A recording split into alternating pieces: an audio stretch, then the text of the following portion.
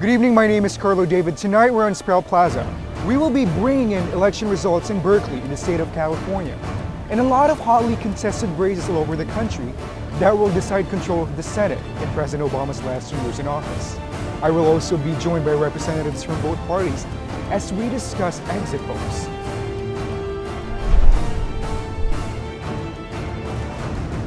In the tax, we're taxing a traditional can of Coca-Cola, but on the other hand, if you're drinking a drink that's primarily dairy-based, for instance, a Frappuccino at Starbucks, that's not going to be as taxed.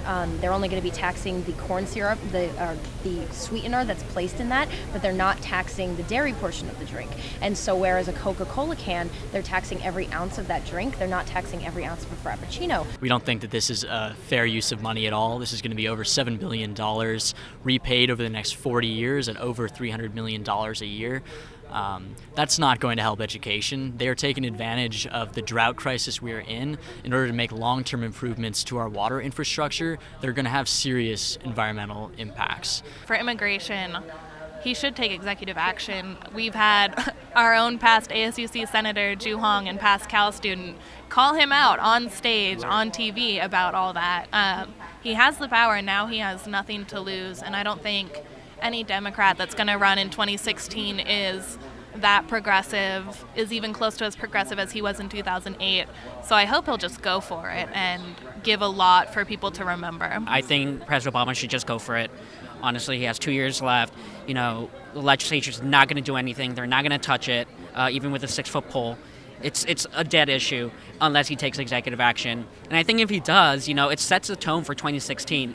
I think that the answer to that is twofold. I think that from an actual campaigning standpoint, one thing that the Republican Party absolutely needs to embrace is the use of social media and technology, things that are utilized by younger generations, things that you and I probably live on all day, that the older generations, that the larger Republican Party voter base is not as involved with. I mean, in Iowa, some of my friends were doing get out the vote efforts there with the United States Student Association, and even though Tom Harkin was one of the best champions for students that we've seen in this country recently, he wasn't reelected. Students weren't interested in going and voting. Democrats weren't hustling on campuses. Republicans weren't hustling on campuses.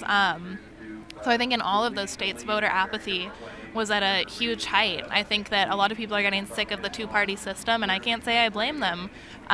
People are upset with Obama, but they're also upset with Congress, and with the Republicans definitely having the Senate and the House now, with a Democratic president who has nothing to lose in his last 2 years. I think we're just going to see a lot more friction. I've been watching the races and I've been reading the polls for quite a few weeks now, and even up until today we've seen some of the races already come in, and the Republicans seem to be heavily favored. It appears that the Republicans will take the Senate this evening.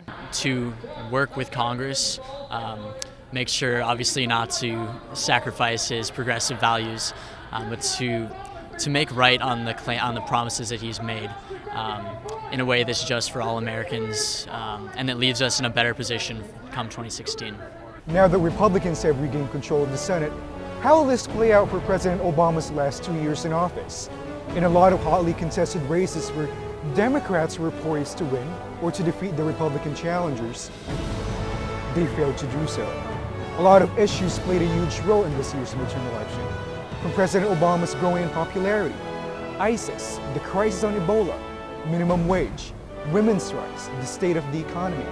As we get closer to the race to the presidency in 2016, how will this play out in battleground states? Again from Berkeley, my name is Carlo David. Thank you for joining us.